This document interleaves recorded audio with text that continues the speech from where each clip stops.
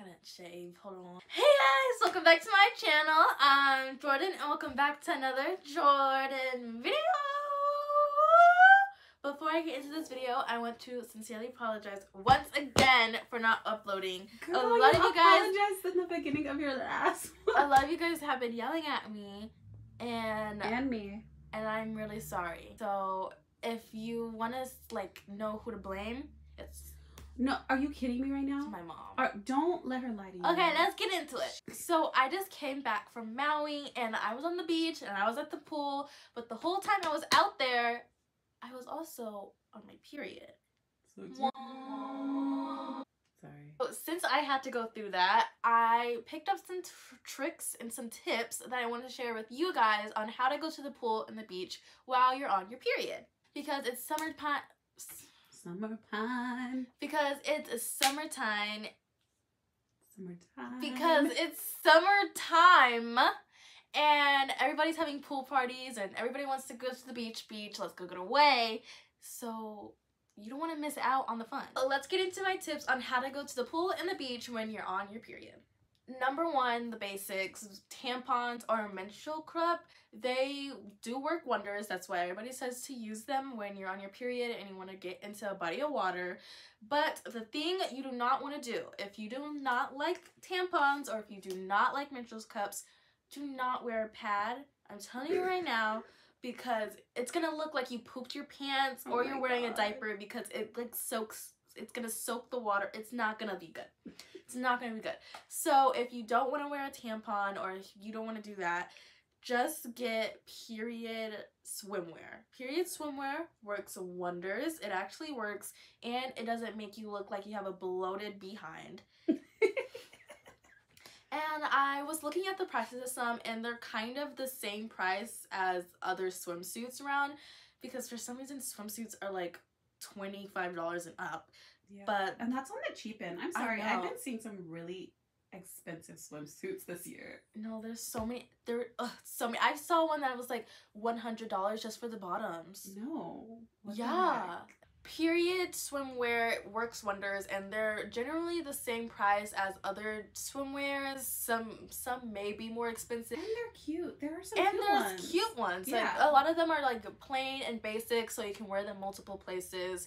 And also if you don't feel like buying a whole new like swimsuit or if you don't like any of the styles, you can get period underwear and wear them under your swimsuit if they're like the same thing, because if you don't want them to show underneath, maybe don't wear a high cut swimsuit. Yeah, but they have packs of period underwear and they're typically cheaper than period swimsuits. And they do have different styles of period underwear. And so they do. If you have like a more high cut, so they do have high cut period underwear.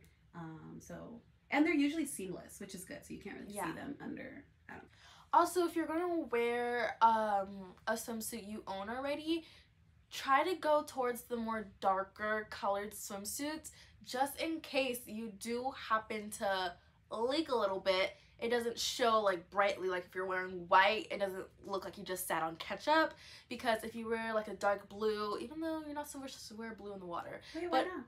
Because if you get lost in the water, you blend in with the water, you can't see you. You have brown skin. I could still look like seaweed if I move right. But wear like a dark green, a black, a dark purple. Just try to go towards dark colors or red itself. Also, to get rid of the myth, if you're thinking of not just going to the swim, just wearing a swimsuit and nothing else on your period, because you're like, oh well, if you go in the water, your period stops. That's not true, because the water pressure stops it a little bit, but if you move or laugh or cough, really if you do anything, it could start back up and then you're gonna really regret it. So do one of the swimsuit choices, please. And also, if you do happen to leak and you feel really uncomfortable, I would recommend bringing an extra swimsuit just in case, or bringing a cover up that you can put on when you get out of the water, like some shorts or a shawl or like linen pants or something, just so you're not like uncomfortable in your bloody swimsuit. You also are going to want to bring a period kit. You want to bring extra tampon, extra menstrual cup, an Advil also you want to bring for your headaches and for cramps, because you're going to be outside in the heat and your headaches are going to get pretty bad. Bring that too. But if you want to bring extra tampons and menstrual cups, because you're going to be in the water for a long time and you don't want to have that tampon sitting in you for a while, because it's not going to be fun to pull it out. Make sure you're changing them in a timely fashion. Next, moving on to cramps and how to deal with them. If you are going to the beach, let's go get away. They say what they want to say. If you're going to the beach or the pool and your cramps are feeling really, really bad and you're like, oh, I don't want to get in the water because my cramps are bad, I would recommend getting into the water anyway, because when you're swimming, it's actually going to lessen your cramps because it's an exercise. Extra fries. And it gets you moving, gets your blood pumping. Yeah. Even though you probably don't want your blood to be pumped at this moment, but it works a lot. Exercise reduces cramps. It really does. It's science proven. It's science proven. 4 out of 5 dentists. And as Jordyn confirmed. 1 out of 1 Jordyn's confirmed. Also, drink a lot of water.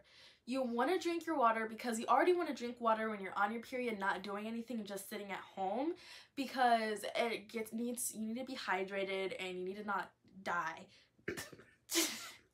And it's gonna be really hot outside and you're already feeling muggy on your period, not feeling the best. So if you stay hydrated, water actually helps with cramps also, and it helps with soreness like back pains, leg pains, like that.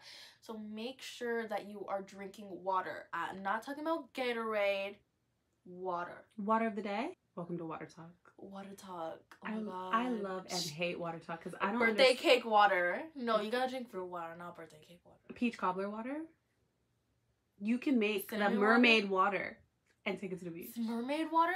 Yeah, I saw mermaid water. What does that even taste like? Look at Fizz? it. Look at syrup. Look, it's bright blue. Mm-hmm. Okay, you can drink mermaid water. No, you can't. If you want to be like H2O, where they're like, no, they get a splash and they go. Still be cool when I walk in the room. I can still feel my home. Shama. Next thing you want to do, you also want to get sleep beforehand, before you go to the beach. So get a good night's sleep before, or take a nap before you go to the beach or pool, because you don't want to be super tired when you're there, because you're already going to be tired because you're on your period, and your period really just takes you out. So if you get sleep beforehand, you will at least feel a little bit more energized than you would if you didn't have a good night's sleep or if you didn't take a nap. Go there a little bit more energy, you know? Or you can drink coffee, but that's not the best idea. No, because coffee make you poop. Yeah.